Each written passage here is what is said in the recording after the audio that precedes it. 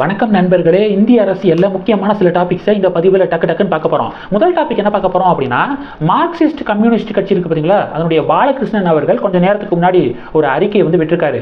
திருநெல்வேலியில் சிபிஎம் ஆஃபீஸை சமீபத்தில் அடித்து நொறுக்கப்படுச்சு பார்த்தீங்களா. சாதி மறுப்பு திருமணம் சிபிஎம் செஞ்சு வச்சுருக்காங்க. இதன் காரணமாக அந்த பெண் வீட்டார்கள் சேர்ந்து சிபிஎம் ஆஃபீஸை அடித்து நொறுக்குனாங்களா.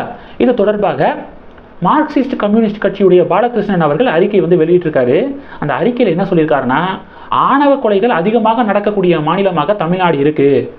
ஆணவ கொலைகள் தமிழ்நாட்டில் நடக்கிறது அவப்பெயரை மாநிலத்துக்கு ஏற்படுத்தும். இது அழகல்ல.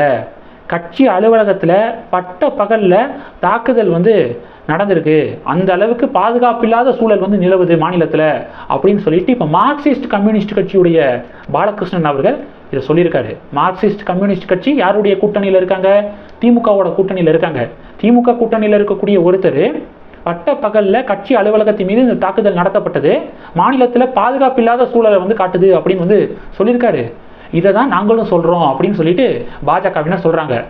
அண்ணாமலை அவர்கள் சட்டம் ஒழுங்கு தமிழகத்தில் ஒழுங்காக இல்லை அப்படின்னு தொடர்ந்து சொல்லிக்கிருக்காரு.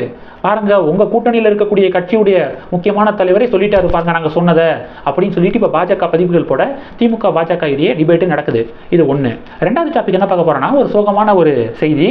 மேற்கு வங்காளத்தில் ஒரு ட்ரெயின் ஆக்சிடென்ட். இன்னைக்கு டார்ஜிலிங் இருக்குது பார்த்தீங்களா, அதுக்கு பக்கத்தில் எக்ஸ்பிரஸ் ட்ரெயின் இருக்குது பார்த்தீங்களா, பயணிகள் ட்ரெயின் நின்றுக்கு இருந்திருக்கு. அதுக்கு பின்னாடி சரக்கு ட்ரெயின் போய் மோதி இருக்கு அப்படிங்கிறத பார்க்க முடியுது. சரக்கு ரயில் பயணிகள் ரயில் மீது மோதினதில் இப்போ வரைக்கும் 5 பேர் இறந்து போயிருக்காங்க, 15 பேர் படுகாயம் அடைஞ்சிருக்காங்க அப்படிங்கிற ஒரு சோகமான செய்தியை பார்க்க முடியுது. இப்போது ரெஸ்கியூ டிபார்ட்மெண்ட்டு ஸ்பாட்டுக்கு பாதிக்கப்பட்டவர்கள் எல்லாத்தையும் இங்கேருந்து மீட்டுக்கு இருக்காங்க. பலி எண்ணிக்கை கூடுவதற்கு வாய்ப்பு இருக்குது அப்படிங்கிற ஒரு சோகமான ஒரு செய்தியை பார்க்க முடியுது. இது ரெண்டாவது டாபிக். மூணாவது டாபிக் என்ன பார்க்க போகிறோம் அப்படின்னா, மேற்கு வங்காளத்தில் அசன்கோல் அப்படிங்கிற ஒரு பாராளுமன்ற தொகுதி, அந்த பாராளுமன்ற தொகுதிக்கு உட்பட்ட ஒரு சட்டமன்ற தொகுதி குல்தி அப்படிங்கிற ஒரு சட்டமன்ற தொகுதி. அந்த தொகுதியில் பார்த்தீங்க அப்படின்னா, திரிணாமுல் காங்கிரஸ் கட்சியுடைய வேட்பாளரை விட பாஜக வேட்பாளர் கிட்டத்தட்ட ஒரு 15,000 வாக்குகள் முன்னிலையில் இருந்திருக்காரு, கூட இருந்திருக்காரு.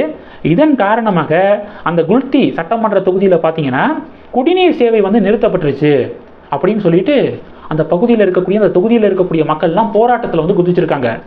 இது எவ்வளோ பெரிய ஒரு மோசமான ஒரு நியூஸ் பாருங்கள். அதாவது எலெக்ஷன் கமிஷன் எலெக்ஷன் நடத்துது.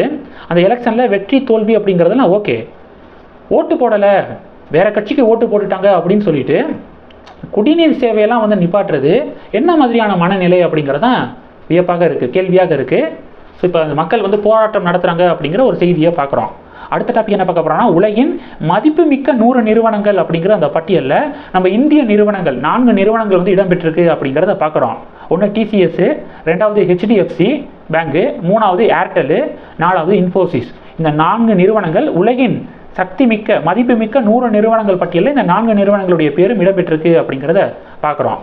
கடைசி டாபிக் என்ன பார்க்க போகிறோன்னா, ஆர்எஸ்எஸ் பிஜேபி இவங்களுக்கு இடையே ஒரு மோதல் நிலவிக்கு இருக்கு அப்படின்னு சொல்லிட்டு சில பேர்லாம் பதிவுகள் போட்டுக்கிருக்காங்களா. நம்ம என்ன சொல்லியிருந்தோம், அதுக்கு வாய்ப்பு ரொம்ப கம்மி. கண்டிப்பாக ஆர்எஸ்எஸும் பிஜேபியும் பிரிவதற்கான வாய்ப்புகளே இல்லை. ஏன்னா ஆர்எஸ்எஸ் இல்லாமல் பிஜேபி இல்லை, பிஜேபி ஆர்எஸ்எஸ்க்கு ரொம்ப முக்கியம் அப்படின்னு சொல்லிட்டு நம்ம தொடர்ந்து சொல்லிக்கிருக்கோம். அதற்கான ஒரு அப்டேட் கிடச்சிருக்கு.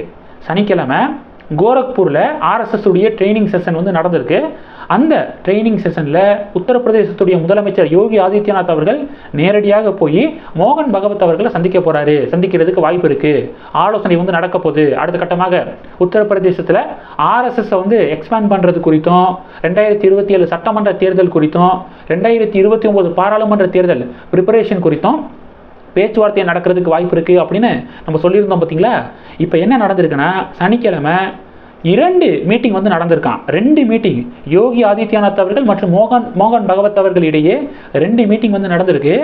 ஒரு மீட்டிங் பார்த்தீங்கன்னா 30 நிமிடங்கள் நடந்திருக்கு அப்படின்னும், இன்னொரு மீட்டிங் 45 நிமிடங்கள் நடந்திருக்கு அப்படிங்கிற அப்டேட்டை பார்க்குறோம். ஒரு நல்ல ஒரு பயங்கரமான ஒரு கம்பேக்கை கொடுக்கணும் வரக்கூடிய தேர்தல்களில் அப்படின்னு சொல்லிட்டு யோகி அவர்களும் மோகன் பகவத் அவர்களும் ஆலோசனை நடத்தியிருக்காங்க. இந்த செய்தியை நம்ம பார்க்க முடியுது. தேர்தல் முடிவுக்கு பிறகு பாஜக ஆர்எஸ்எஸ் பிரிஞ்சிருவாங்க அப்படின்னு சொல்லிட்டு சில பேர்லாம் நினச்சிக்கிட்டு இருந்தாங்க. குறிப்பாக இந்திய கூட்டணியுடைய ஆதரவாளர்கள் நினச்சிக்கிட்டு இருந்தாங்க.